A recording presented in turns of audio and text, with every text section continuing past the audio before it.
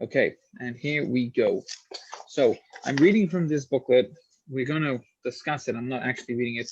It looks like the professor doesn't have a printed copy either. So if that's the case, I did not receive any email. I don't know. You referred to something, but I didn't get anything. You know what? It looks like Chabad needs to up their game at our technological methods of communication. That's what it looks like, because I sat at the desk today, and I supervised the email going out, and I thought it went. So we'll see. I did get an email, but I am remiss. I did not download. Okay, so Alan got it. Okay, so at least I'm doing my part. L'chaim. But for the professor, we'll have to figure it out. If Alan got the email, at least I can, you know, how do we say it? My rear end is safe, right? at least that. L'chaim. Everybody. Okay, so in the past, we have discussed on a couple of occasions how Chabad, the movement of Chabad, is also a, I'm sorry, just a moment, guys. I don't know what this is about, but hold on.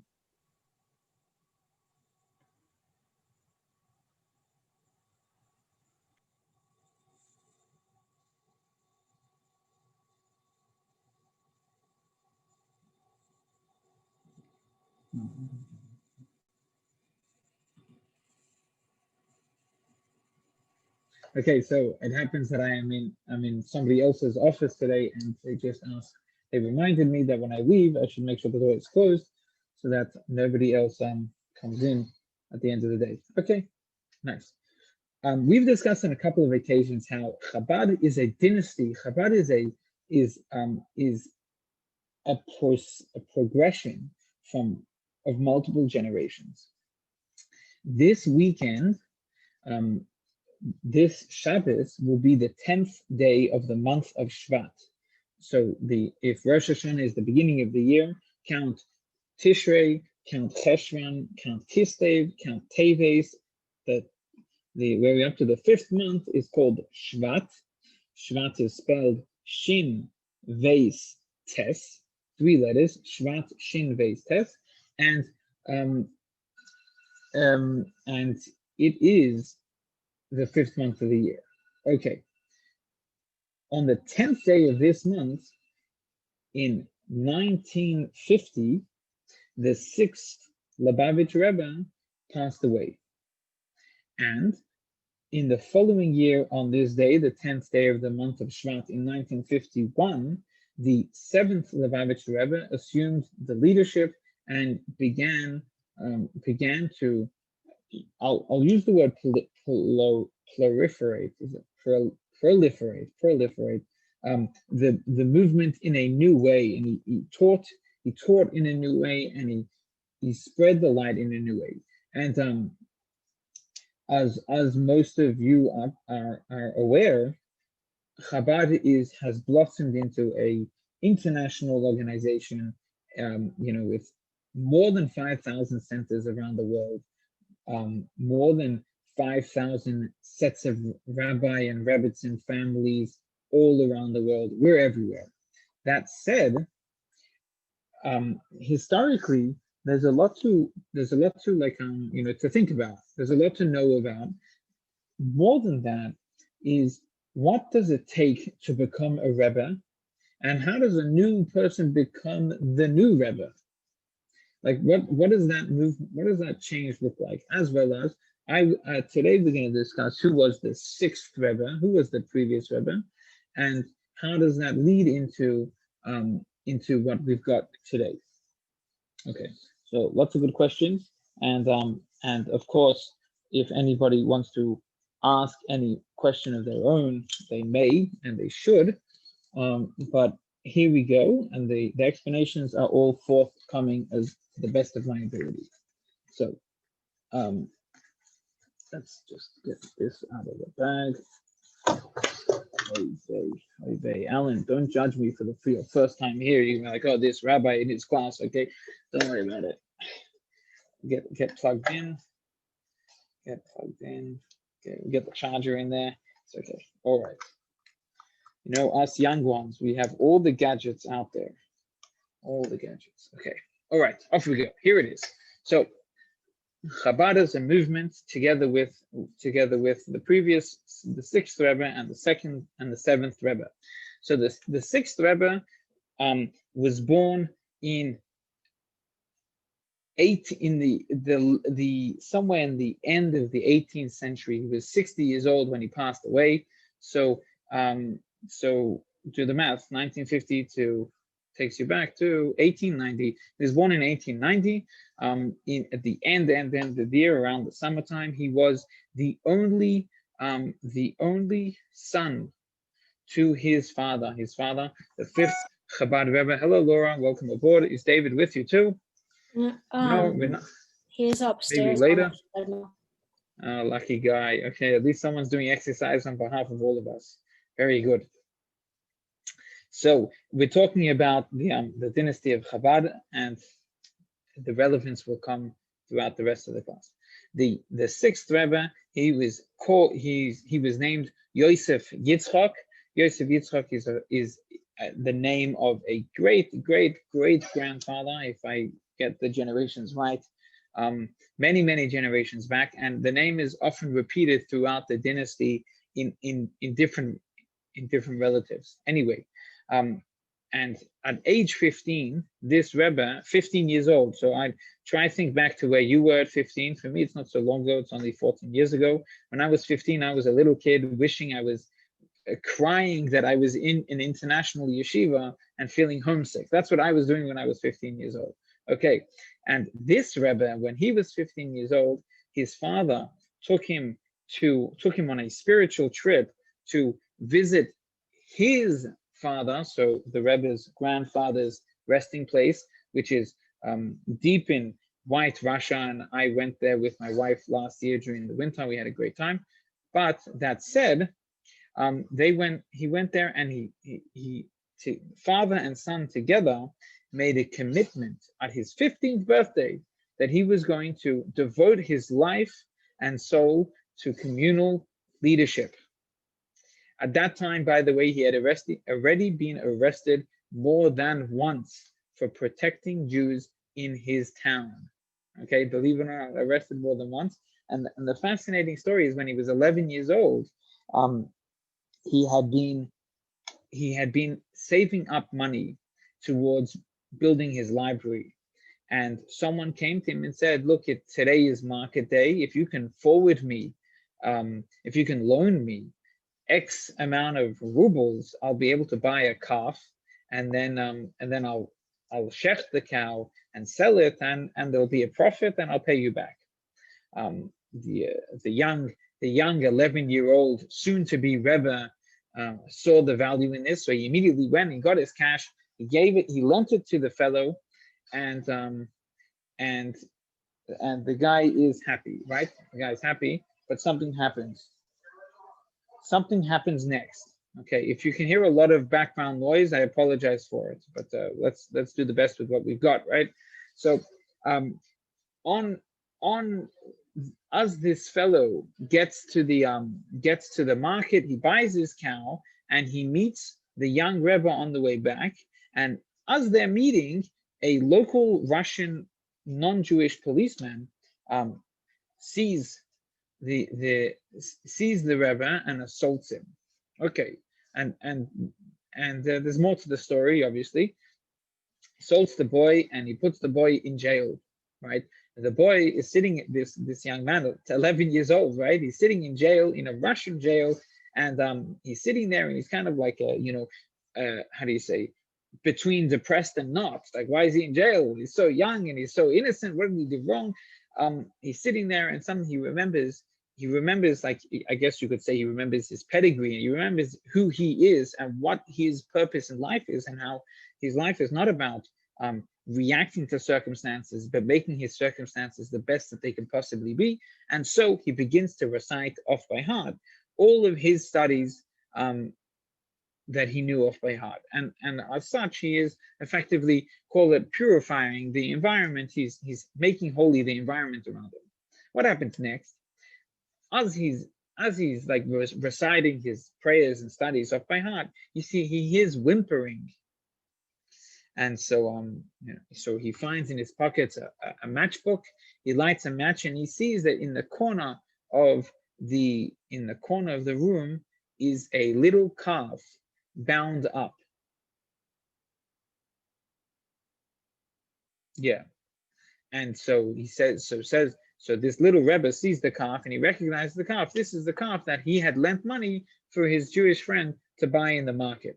Okay, that's the round of the story. So the policeman, in the meanwhile, the community hears that the Rebbe's son is in jail. So someone goes to tell the Rebbe. The Rebbe sends a messenger to tell the police chief, because the Rebbe is like this well-known personality in a town of less than 1,000 people. If you have such a great person in town, everyone knows about him. So the rabbi's son is in jail. They went to get him out. Okay, he gets out, and as he's being extracted from jail, he says, I know that there's a calf in my cell. You guys don't know that there's a calf in the cell, but I know, and that calf belongs to so-and-so who bought it in the market. And so they take out the calf as well. And the policeman who had jailed this young Rebbe in the beginning, wants to deny that he has anything to do with the calf. But as the story turns out, he had stolen the calf from the fellow who had bought it from the butcher, and so he stole the calf. The young rabbi had assaulted him and said, like, why are you doing it? And as such, he was thrown into jail. The whole story is clarified and whatnot. He comes home. The important part of the story is really these coming words. He comes home and he comes to his father. Now, if you were 11 years old and arrested and put into jail for a day, how would you want your dad to react, right? You'd probably want a nice warm hug and a sign of affection. And I'm sure he got that. But in addition to getting that, he got an important lesson. That his father told him, you were sitting in jail, you could have been just like that calf, whimpering and crying for your circumstance. But instead you took control. Instead you took active control on your circumstance, and you made sure to be the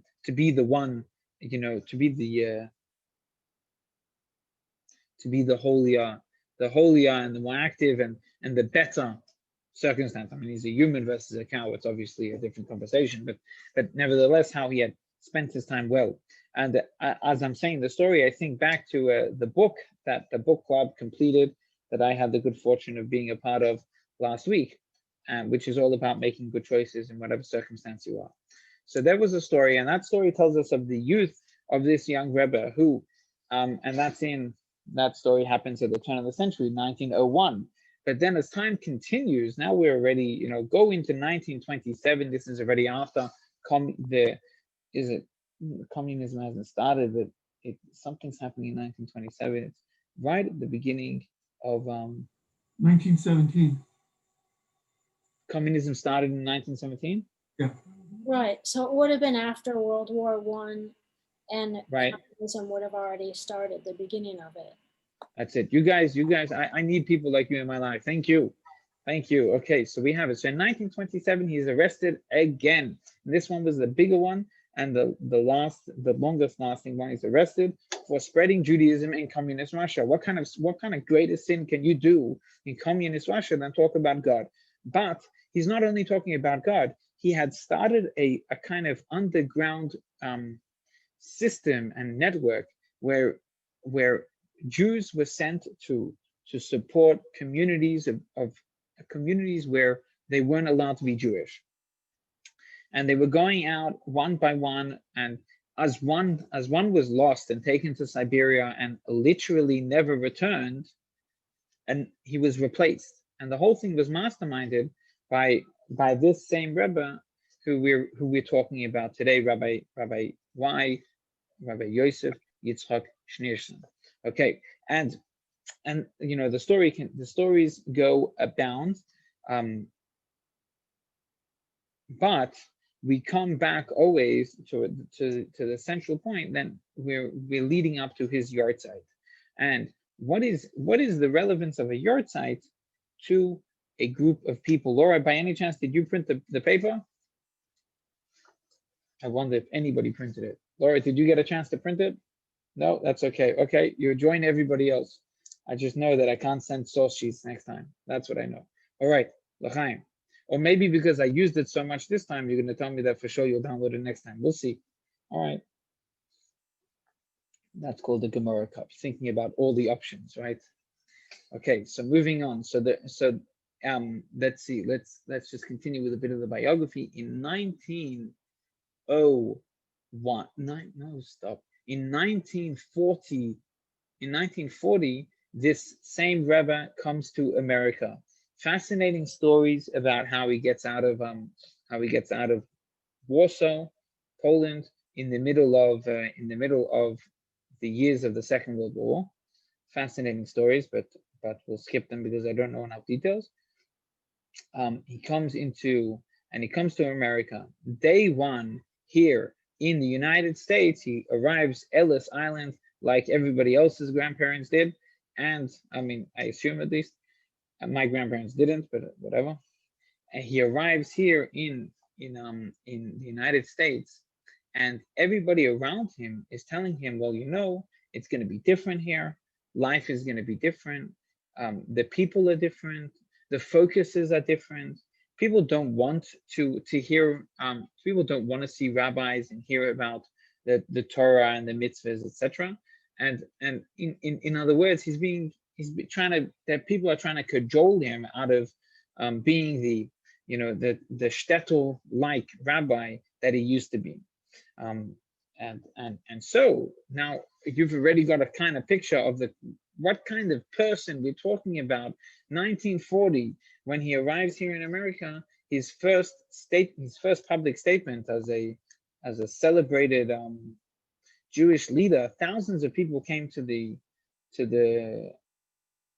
what do you call it when someone he gets off a boat and he comes to the wharf, WARF, that's what it's called, right? Or to the port. Thousands of people came to greet him, and there are pictures of that, online or whatever. And his number one statement that he said to everybody was, America is not going to be different. America is not going to be different. We're going to manage to have we're going to succeed to have the same kind of Jewish environment that we had back in the old country. We're going to have it here. And people thought he wasn't, people thought he wouldn't make it, but he said, I'm not going to go to sleep tonight until we have 10 students in a yeshiva ready to start tomorrow morning. And he stayed in a hotel somewhere in middle or upper Manhattan somewhere. And the hotel is known. I don't know it right now, but it's known. And the yeshiva began the next morning, 10 students there, and the names of all of those students are documented, and they're, and all of those lovely memories. And so again, we celebrate the defiance and the strength of character of such a great Rebbe, L'chaim. Okay, with such an intermission like a warm drink, let's move forward. Now,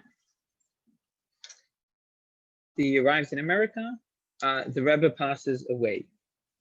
Now, what is the unique thing that a Rebbe does? A Rebbe teaches a certain style Torah, and that is called a Maimer. And I'm going to spell that in Hebrew and then in English. Mem, Aleph, Mem, Resh is the Hebrew, and English, M-A-R, M-A-M-E-R, Maimer, M-A-M-E-R. And this is like, it's typically deep, it's typically topical, and it's typically philosophically discussing what is God, who is God, how does God make the world go round. Those are the kind of conversations that you have in a Maimer. Now, the Rebbe in discussion, by the time he left Russia and arrived in America, he already was suffering immensely from multiple sclerosis, and he eventually passed away at a young age, 60 years old, from the same unfortunate illness. But one of the things that it did to him was that he lost his ability to speak. And so can you imagine a professional orator, someone who spends his life in speaking, should lose their ability to speak? It was quite a setback in his work. However, instead of stopping to do whatever he did, he continued to write. He managed to, eke out a couple of words here and there, kind of thing. But the main communication became his writings, and so he would prepare for special occasions another mimer in writing. In time for the weekend of which he passed away, he prepared four mimers, each to be published at a specific week the first were dated, the last two were not dated, and so they were just published without the first one of four was published for the 10th of Shvat, which means this Shabbos, which means that effectively when the booklet came back from the printer, it said the author was alive. And when people held it in their hands, the reality was otherwise. Which is, as I think about it, I think that's amazing.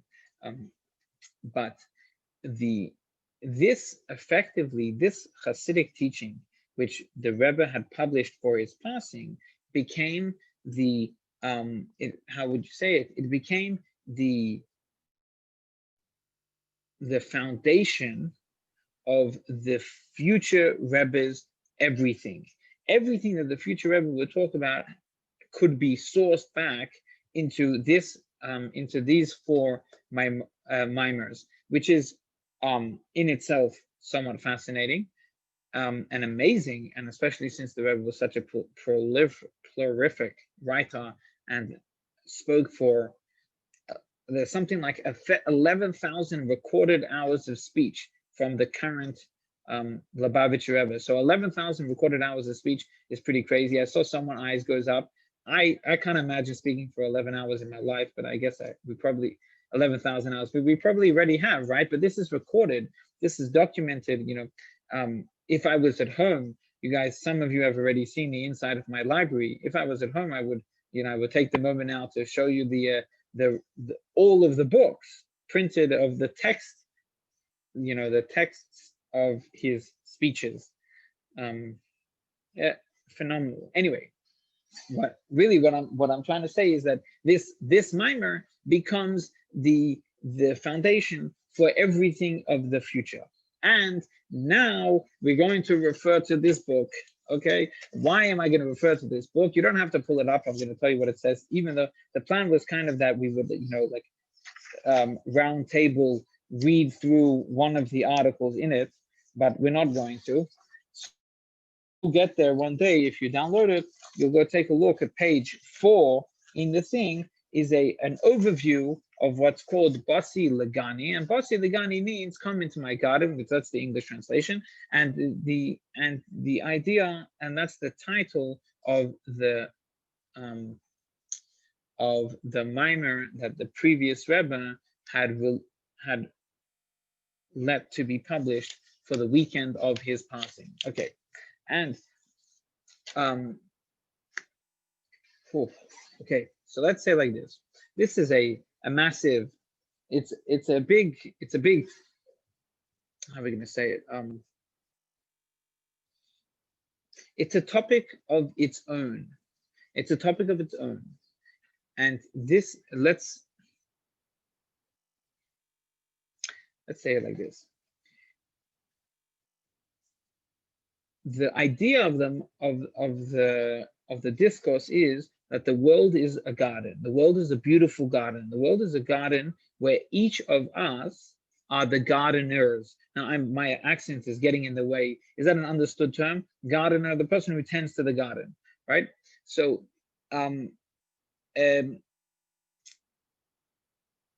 we look around the world sometimes and we say, wow, this world is so stuffed up. This world is so messed up. It's unbelievably crazy how unfortunate we are. In fact, I'll tell you this, right now I'm in the glorious state of New York, and I just got off the plane. On my flight, believe it or not, on my flight, a man assaulted the passenger next to him. This happened in front of me, right? I've never, I mean, I have flown, growing up in Australia, coming to America, traveling the world in 30 years. I've seen a lot of flights, and I've never seen this in my life. In my life, I've never seen this. Unbelievable experience. I don't wish it on any of you, and whatever. Okay, but why do I tell you all of this?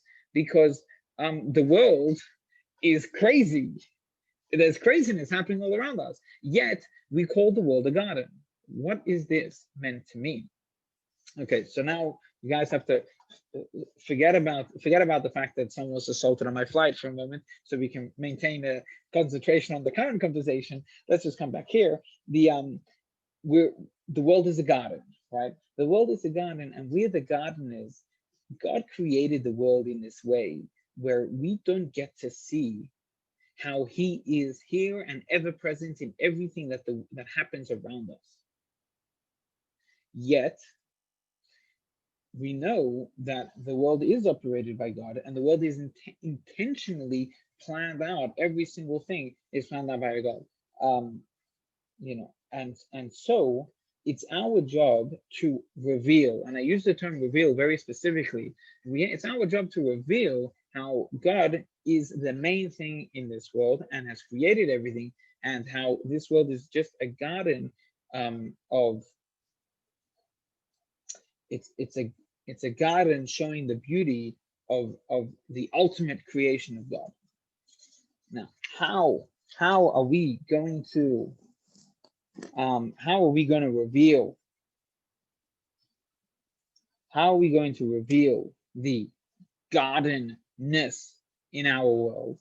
It's kind of a simple thing. Let's say like this: when Hashem created the world, His intention was that it should be filled with His awesome presence.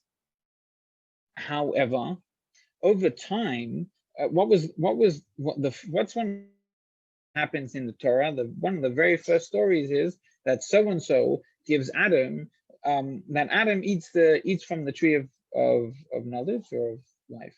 I forget. Okay, one of them. He eats from the tree, right? And that's a clear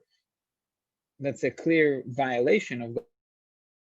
Asked him, do not eat from the tree, and he ate from the tree. What are you going to call that? So if you want to be a old style, you'll call.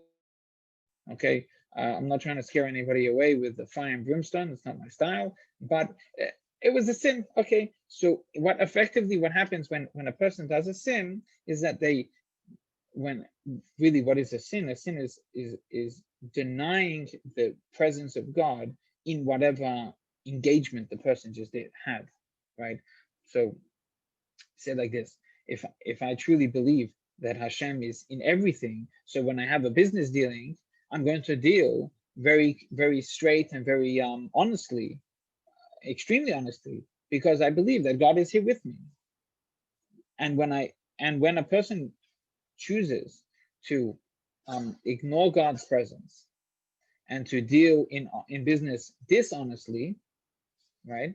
So then they're saying, God is not with me. God doesn't notice what I'm doing. God doesn't care for my honesty, right? It's in effect, it's banishing Hashem. It's pushing him away. And so what happens over time is that there's we're going to call it 6 generations of sins. So we know of a couple of the famous ones. Adam eats the fruits, or the two of them eat the fruits. Their son Chaim kills Abel. That's another classic story that happens in the Bible somewhere right at the beginning. And then there's all the stuff that leads up to the flooding of the world with Noah.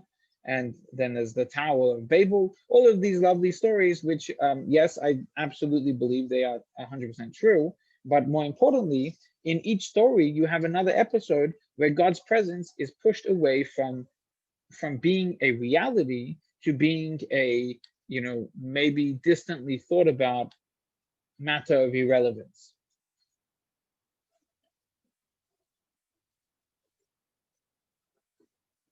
So after this happens 7 times round, now the world looks the way it does now. there's a lot of craziness happening and people are just doing whatever they want.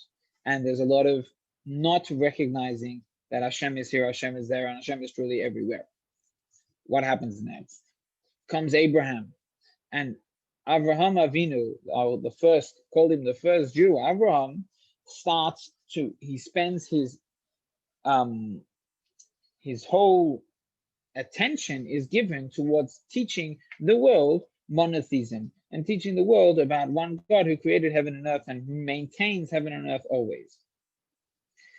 And Abraham has a child, and then that child has another child, Abraham, Isaac, Jacob, and then they have children, and they have children, etc. And until there are another 7 generations of mitzvah doers, or people spreading the good word, the word of the Lord, for example.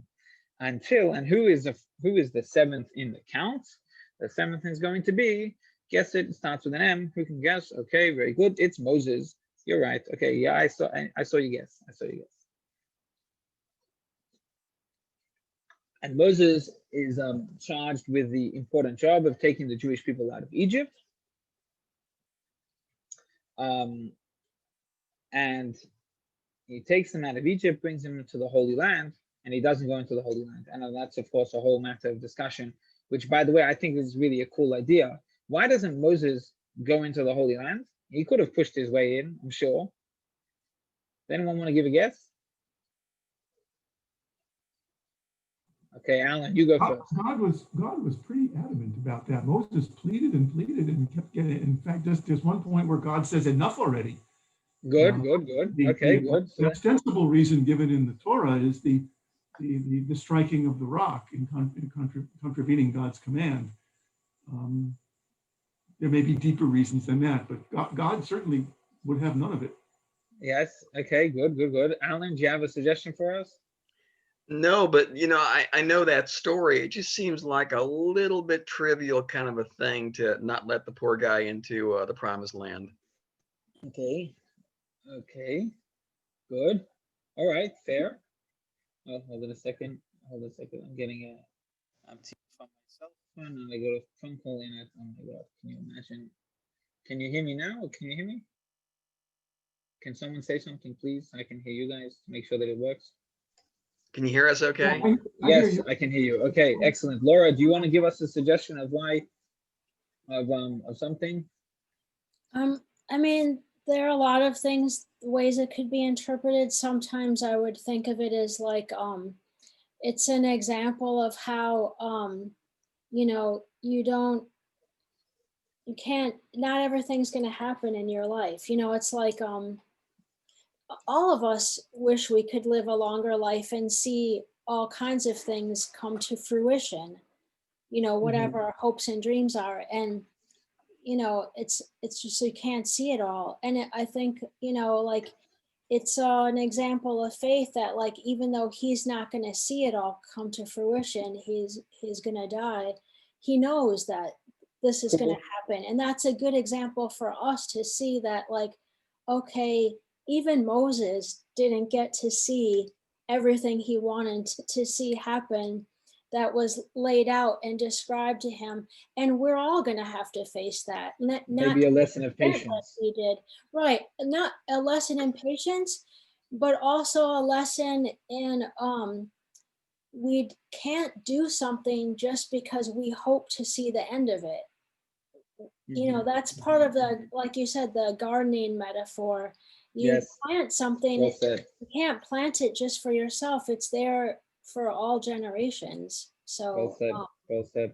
Yeah. So that was really good. So I kind of asked, but that's okay. I'm gonna tell you what I was thinking, and then whatever, we'll continue. But here goes. My question should have been, how come Moses didn't get himself buried? Right? We know why he himself couldn't go in alive, as Robert and Alan both spoke about, right? But why didn't he get himself buried in there? This time I'm just going to jump into the answer. One answer is because Moses said, if my generation, I left people behind. Remember, Moses' generation, they said they don't want to go into the land. They ate from the birds and died on the spot. The Medrash tells us how they cried when the spies came back, they said, we don't want to go to the land. And so God said, no one's going to, if you're saying now you don't want to go, so that generation, that age group, they're not going to go. We're going to wait for them all to pass out. And then we'll wait for the next generation to be old enough to go in. And so Moses says, if I'm leaving people behind as a leader, I'm staying with them. And so Moses gets buried in the desert with his people. Isn't that a fascinating idea? If I would have asked the question differently, I'm sure that you guys would have picked up on this one. But what a great example as a leader. Okay, but with that said, let's go back to the garden. Then there's the 7 generations that push away the presence of Hashem. By the way, the Hebrew word for presence of Hashem, you might be familiar, is the Shekhinah, Shech, the noise, I-N-A, Shekhinah. Shekhinah means the presence. It's developed from the word Shilchein. Shilchein means to dwell. So dwelling, imagine God is here, right? God is here with us right now in our presence. The Shekhinah is here. And so the first 7 generations push it away. The second set of 7 generations bring the Shekhinah back.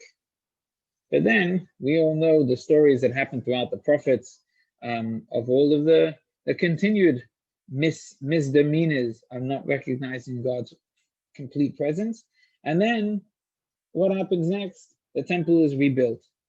Right? The temple is built for the first time. God comes, and then the temples are destroyed, and God leaves. And there's this flow in and out, And I'm not going to tell you that I have my finger on the pulse of God's movement.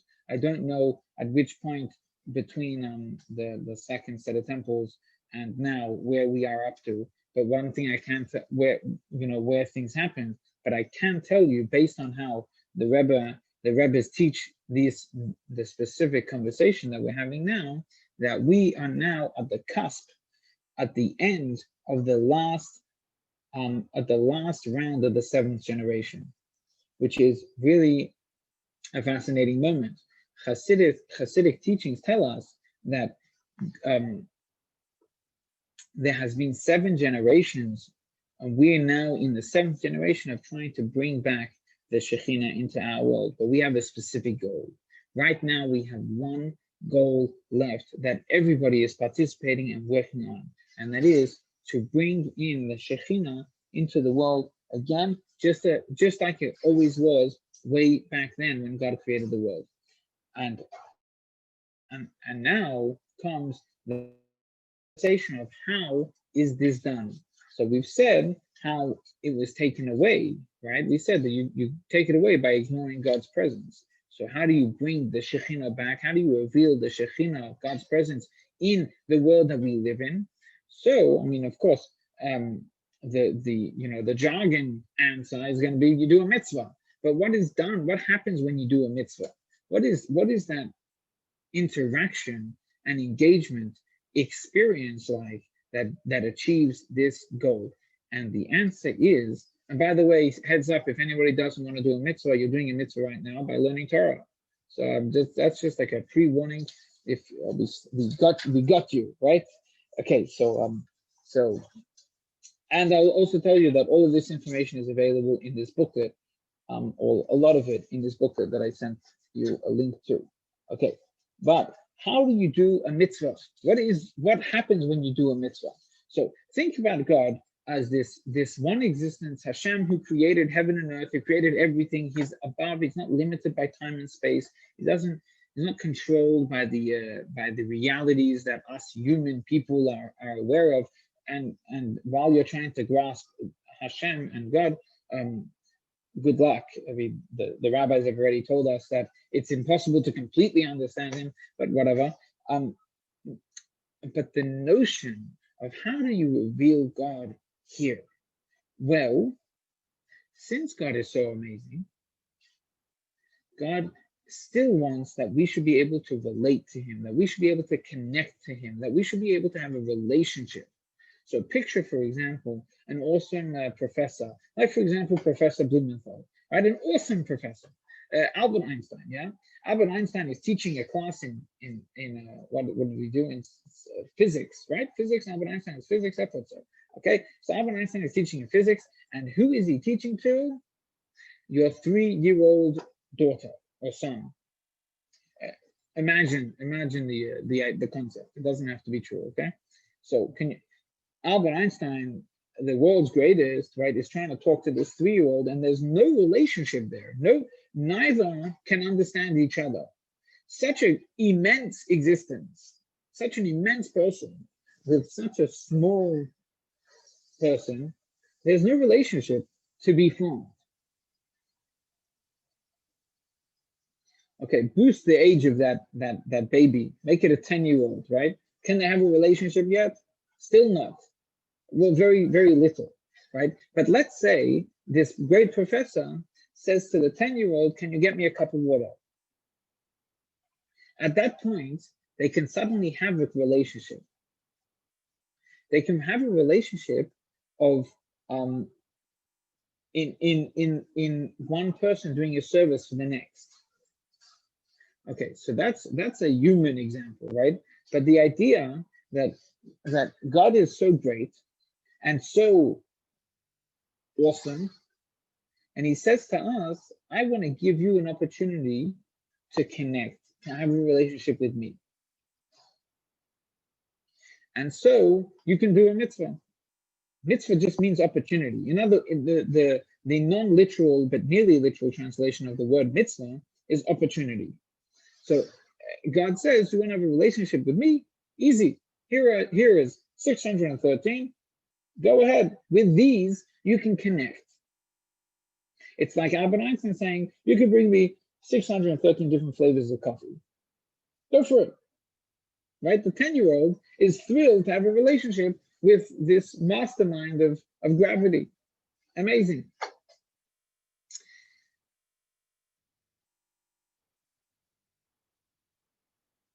That plus, so put that, shelve that concept for just a moment. We're going to talk about something else. Hasidic teaching believes that every item in the world is formed by some we're going to call it mutation for lack of a better word, because mutation is usually like a bad idea, right? It usually brings up a scary thing, especially now in the coronavirus. We're all afraid of mutations and with robots and who knows what. But think of a mutation of God's name. Somehow we're going to take some construct of Hashem's name, or the world was created with 10 utterances. That's a classic Ethics of Our Fathers, chapter 6, I think, and 5. If you can take all of the Hebrew letters from those 10 utterances, and you can take the construct of the godly energy behind each letter and put them all together in different ways, and it forms things. So, for example, I'm sitting on a chair now. How do you spell chair in Hebrew? Kisei, Chof, Samach, Aleph. Kisei, or Kisey, but that's not how you spell it anyway, but Kisei, Chof, Samach, Aleph, yeah? The Hebrew letters from the Holy Tongue have godly weight. And the godly weight that forms the Hebrew letters forms the item too. So a chair comes from the holy word kisei. For example, where does now you're going to start asking me, okay, so where does the godly word, what's the godly word for cell phone? I don't have an answer for you. I don't know. Ignorance. I don't know. Someone out there knows. I don't know it. Okay, but don't let anybody tell you it doesn't exist. That already I'm not going to say. As you all know, my classic line is, if a rabbi tells you you're not allowed to ask that question, don't speak to him anymore, because that's not an appropriate response from a rabbi. Rabbis have only one job, to share what they know. And if they don't know, they say, I don't know. So I don't know what the holy source name for a cell phone is, but I do know what the holy source name for a table is, because that I'm sure of. And a table is spelled Shin, Lamed, Ches, Nun. It means table. Shulchan means table. And so every table in existence gets its energy to be from the holy name of God. from this construct of letters, which comes from utterances of God's speech. And of course, the philosophers amongst us are going to say, what do you mean? How does God speak? And we'll talk about that another time when I'm better prepared for that conversation. So, if it's an energy of God that creates the chair, then there must be a presence of God in the chair too. And that's why we use the term reveal. Our job is to reveal the presence of God in the things we interact with. The same way it exists because of a godly energy, it maintains and it has in it a godly energy. And my job as a Jew is to access that godly energy and use it. How am I going to do that? So in our current example, I'm going to use the table and the chair to sit on and to engage with while I am having a Torah conversation with you guys. The same thing, I'm revealing the godly energy in that creates and maintains the cell phone that I'm using to have this Zoom class. And by the way, I'm also using the godly energy which is contained in Zoom. Zoom is a metaphysical concept, right? It's not. Is it somewhere physical? I don't know. It's an app somewhere in the cloud, right? But I'm using that godly energy that's maintaining it somewhere up there or down there. I don't know where it is. Maybe it's in Canada in some snow-filled land. I don't know where the stuff is, right? And we're using that energy to have this Torah conversation. We, you and I, all of us, we are revealing God's presence right now. The same energy that God invests into the world to say, guys, do whatever you want with it. Make it work, make it fail. It's up to you. We're using it and we're developing it into a world which we can see and feel God. Wow, what a journey. What an absolute journey. And I managed to tell you all of that in 53 minutes. Unbelievable. And I'm still not done. There's more to say, but I did. But this is my commitment is to never speak for longer than an hour. That's my commitment. I can't scare anybody away. So I'm going to tell you like this. Download that magazine. There's a lot of interesting stuff in there. There's some history on Chabad. There's some articles discussing the discourse that we've been. Oh, Laura did it. Laura printed it just now. Oh, you look at you. Look at you. I have one devoted student in the world. Someone actually printed it. Look at that. Okay, I'm honored. I'm blushing from excitement. Okay, so go ahead and print it. Print it before Shabbos, so you don't have to print it on Shabbos. And there's a fascinating story in there. There's some lessons. There are some takeaways, important things to do. And there is an article from one of our favorite chief rabbis in the world, Rabbi Jonathan, Sir, Dr. Lord Jonathan Sachs. So that's also in there. He actually had a very life-changing meeting with the Rebbe, which he writes, which is quoted in this article that he had written, which of course you can read over here. Okay, so with all of that said, 654. Oh, look at that. That's a good book too. He's in there too, right? Yes. Okay. So if anybody has a question or comment on all of anything I said, go ahead, eat me up, break me down, go for it. I'm listening. I highly recommend this book. It's a biography of the Rebbe, the seventh Rebbe, the last Rebbe, and yeah, it's a real treasure trove. Our eldest son Teva ordered it for me because I was doing a presentation, and he suggested I included him as part of my presentation. So he meant to order me a different book about the Rebbe, and he gave me this one instead, but this one is much better to read first. The other book is more about the Rebbe's mission and social vision. Social vision. This is an excellent book. I mean, like, I think no matter what congregation or Jewish community you're in, however you choose to, what you observe in Judaism, I think that a lot of the stories in this book, that all the interactions he's had with so many people and the impact that the Rebbe's had in so many people's lives, it's like really useful information for like how we can each improve our own interactions with other people, and guidance for our own life and, personally, but also like how we could, be paying attention to like how can we be helpful to other people, Jewishly and otherwise. And I'm really glad that you mentioned the thing about the Myanmar, the last four Myanmar of the sixth Rebbe, and how this Saturday, is it this Saturday that's the anniversary of his You passing? bet. So the seventh Rebbe he accepted his position as the seventh Rebbe on the anniversary of his passing. He was very hesitant, didn't really want to be the Rebbe. Oh, they probably write about that at length in that book, right? Yeah, right. Yeah, I mean, basically, so many people wanted him to be, and he really was the best person to do it. It's such an amazing book. But when you mentioned that this Saturday is the 10th of Shvat, it's the passing of the Rebbe, and these four Myanmar, how he laid out the vision for the rest of Chabad, for the seventh Rebbe to carry on, and for us to carry on. The garden, I was just like, oh, that's why every day this week with the daily Chabad like meditations or something to focus on, every single one of them was themed with a garden. And I've never seen I never saw a theme like that went all week. And I was like, every day I was like, what is up? Like, why is it a garden? Now I'm so glad.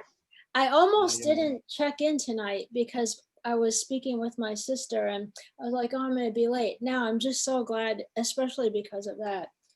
And when you talk about each Hebrew letter having weight, I'm not much of a science person, but it reminded me of like the elements and the periodic table and atomic weight.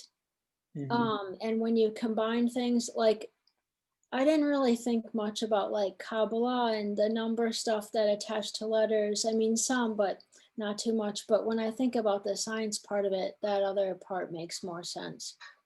Okay, awesome. Yeah. Anyway, thanks.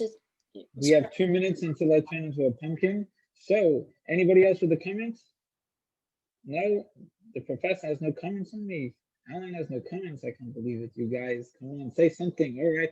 Okay, so I will tell you, I'll leave you with a parting remark. Coming up, oh, I lost my thing. What am I going to do over here? I lost the picture because I was playing. Coming up this coming week, we will be launching, with God's help, another book for our book club. And it will not be The Rebbe by Rabbi Joseph Telushkin, but it will be something else very exciting. All the information is coming in the emails. So make sure that you're signed up for the emails.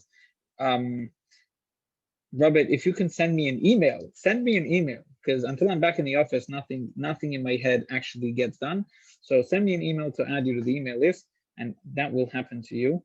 So that's coming up this week. We're launching a new book. What else is happening in this week? Of course, here's something very important. I will be at the resting place of the Rebbe. That's why I am in New York right now, and that's a public secret, so don't tell everybody you know that. But I will, since I'll be by the resting, you should please take out your cell phone. If you don't have my cell phone number, it's in the signature of every email. Okay, so you should have seen it at least once in your life. Send me an SMS, a regular SMS with your Hebrew name and your mom's Hebrew name, and I will mention you for prayer and for blessing at the Rebbe's resting place, which is a great merit. So for example, just to fill you in on how to do this, my name is Chaim Hillel, and my mother's name is Devorah. So I would text myself, Chaim Hillel, the son of Devorah. And so the same thing, the professor of Shmuel's name is Menachem Mendel. No, it's Shmuel. And I don't know what your mother's name is, but you'll text it to me and I'll find out. And of course, if there is someone not Jewish in your family, or a relative that you want to pray for, so then their souls are referenced not by their mother's names, but by their father's names. So for example, let's say the guy's name is John, the son of, I don't know, Jack. That's a guess. I don't know. So that you can do that too. Here I am, wishing you all the best, wishing you a good Shabbos. from the deepest heart of my heart. I'm looking forward to engage with anybody and everybody next week in good health. You're Okay. Good Shabbos. Thank you. Yes. Thank you. You're welcome. our son Teva is going to be at the Ohel this weekend too. Okay, so you know what? Tell Teva to find me, Okay. or tell me to find Teva. How will I find him? Now you at least have a picture of me. I don't have a picture of Teva. So you tell Teva to find me, okay? I'll text you a picture. Tell him, you know what, better yet, tell him to find the only Chabad rabbi to the entire state of Georgia, right? Then he'll find someone. Like that, he'll find someone, okay? I don't know how many thousands of people will be there. I'm hoping not too many because I am afraid of people during the corona. But we'll see. We'll keep the mask on and we'll pray for safety and good health. Right. Okay. Sei gesund. Shabbat shalom. Shabbat shalom. Shabbat shalom. Alan, thanks for joining. Sei gesund.